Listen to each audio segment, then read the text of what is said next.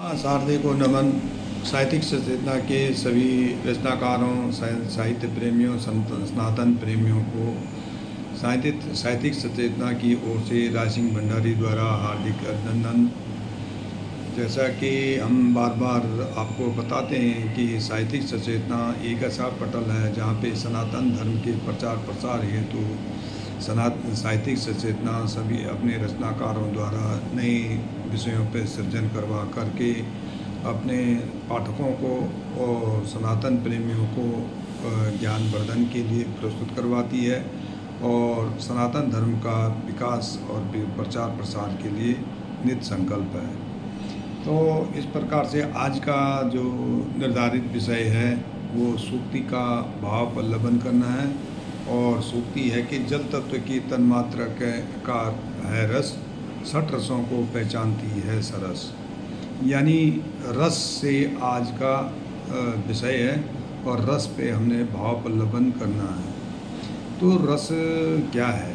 रस जल तत्व जो हमारा आकाश, वायु, अग्नि, जल और पृथ्वी है, इनमें से जल तत्व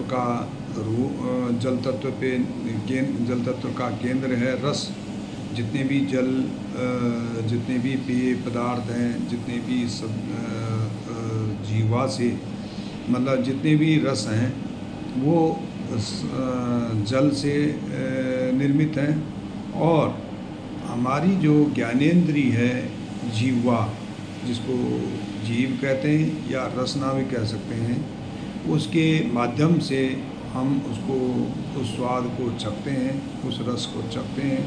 और हमारी संवेदी जो कलिकाएं हैं वो हमारे मस्तिष्क को एक संदेश देती हैं कि भाई ये कैसा है, ये इनका स्वाद कैसा है, कड़वा है, मीठा है, खट्टा है, कसैला है, नमकीन है, ये मसालेदार है। ये सारी चीज़ें जो हैं रस से ही जीव से निर्भर करती है और वो अपनी बुद्धि को फिर वो बुद्धि के पास जाते हैं और बुद्धि उनको फिर संचारित करती है। तो इस प्रकार से हमारे जो जीव में है वो 6 स्वाद कलिकाएं होती हैं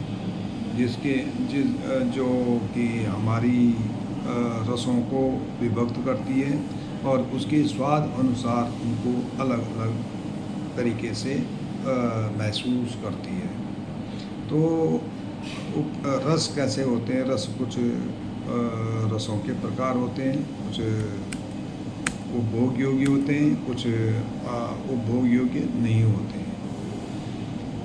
तो उपभोग योग्य जिस प्रकार से प्रकृति के पदार्थों में सकारात्मक और नकारात्मक 2 पक्ष होते हैं, 2 पहलू होते हैं, अच्छा और बुरा, वैसे ही रस में 2 पहलू होते हैं, अच्छा मतलब स्वादिष्ट पहलू, स्वादिष्ट रस, और कसैला या कटु रस। तो ये इसमें मुख्यतः जो जीव में 6 स्वाद कलिकाएँ हैं, तो निश्चित ही उसमें 6 स्वाद आते होंगे। उसके 6 स्वाद हैं मीठा, नमकीन, कड़वा, खट्टा, मसालेदार और कसैला।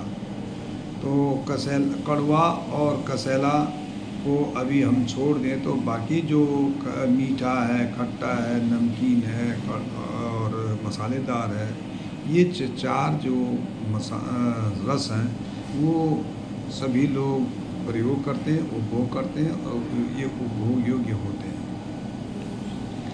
पूजा और अनुष्ठानों में ये मीठे रस का काफ़ी प्रयोग होता है, जैसे बूंदी के लड्डू हैं या चूरमा है या चूर्ण है या पेठा है या कोई भी चीज़ हो, ये मीठा होता है, मीठा दूध होता है जो चरणामृत में काम आता है। तो इसका मतलब जो है कि जो मीठा है रस में, जो सबसे रसों का जो राजा है वो मीठा है। और मीठा जो है देवताओं को भी प्रिय है और मनुष्यों को भी प्रिय है, इसीलिए उसमें प्रसाद में सभी जो है यही फल रस को मीठे वाली वस्तु को देते हैं। और जैसे कि भक्तगण श्रद्धापूर्वक से उनको ले लेते हैं। और जो अन्न उपयोग वस्तु हैं वो हैं कड़वा और कसैला। ज़्यादातर देखा जाता है कि करेला है, नीम है और बहुत सारी ऐसी वो हैं जो कड़वी होती हैं, जिनके बच्चे भी नहीं खाते हैं, लेकिन ये जो स्वाद होता है भले ही कड़वा तो होता है, लेकिन एक सच्चे मित्र की तरह होता है कि वो कड़वा होने के बाद भी स्वास्थ्य के लिए, पेट के लिए लाभकारी होता है। तो इस प्रकार से हमारी ये रसना है, जो रस है, उससे हमें ये पता चल जाता है कि हमने पहले क्या खाया था, इसका स्वाद क्या होता है। रस में तरल पदार्थ भी होते हैं और कठोर पदार्थ होते हैं। जैसे कठोर में जैसे फल हैं, चाहे सूखे मेवे, गीले मेवे, सूखे फल, ताज़े फल, सभी में रस होता है और वो रस स्वाद जो है जीवा को मिलता है।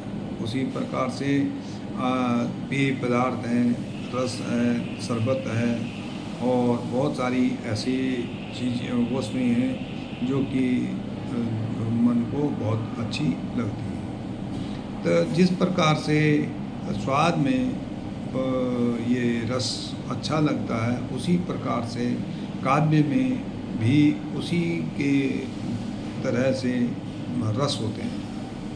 तो रस ये जो जीभ वाले रस तो चख के समझ जाते हैं, लेकिन इन रसों को, जो काव्य के रसों को, उसको मन के अंदर ही